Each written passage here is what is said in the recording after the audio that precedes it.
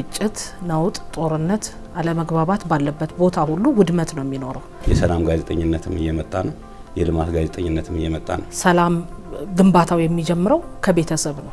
ልማትን ስታነሺ ሰላምን ታንሻለሽ፣ ሰላምን ስታነሺ ልማትን ታንሻለሽ። የሴቶች፣ የወጣቶች፣ የሀገር ሽማግሌዎች እና እንዲሁም የሌላው ህብረተሰብ ሚና ምን መሆን አለበት? ሄደሽ መንገድ ልስራ፣ ትምህርት ቤት ልገንባ፣ ሆስፒታል ልገንባ ብትይ ቅንጦት ነው የሚሆነው። የሰላም ግንባታ ስልቶች ምን ሊሆኑ ይችላሉ? አቋራጭ መክበር መፈለግ፣ የጽዋ ማህበር ልትዩ ትችያለሽ፣ እቁብ ልትዩ ትችያለሽ። ሰላማዊ ነገሮች የሚገነቡባቸው ናቸው። ዓለም አቀፍም እንዲሁም ደግሞ በሀገራችን ባለፉት ጊዜያቶች ያሳለፍናቸው ጦርነቶች፣ ግጭቶች ጥሩ ተሞክሮች ይሆናሉ። እነዚህ የቤተሰብ አባላት ተፋቅረው የሚኖሩ ቤታቸውን የሚያስተዳድሩ ለሌሎችም የሚተርፉ ነበሩ።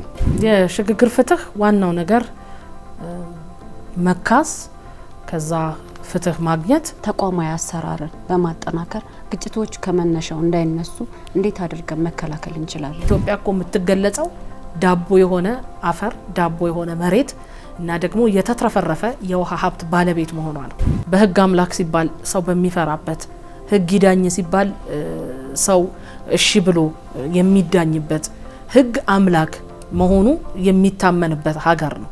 የሰው ልጅ መጠለያ ሊያጣ ይችላል። ምግብ አጥቶ ሊቸገር ይችላል። ሊታረዝ ይችላል። ውሃ ሊያጣ ይችላል። የሲቪክ ማህበራት፣ የሃይማኖት ተቋማት ማህበራዊ ትስስርን ከመፍጠር አንጻር የሚኖራቸው ሚና ምንድነው? ለሰላም እጦቱ ጠመንጃ ይዞ ጫካ ቢገባ ከተማ ላይ ነውጥ ቢያመጣ ይሄ ጉልበት ያለው አቅም ያለው መናገር የሚችለው መሮጥ የሚችለው መሳሪያ መሸከም የሚችለው አካል ወጣቱ ነው።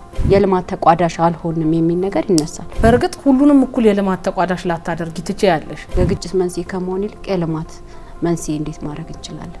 ፍትሃዊ ተጠቃሚነት መረጋገጥ መቻል አለበት።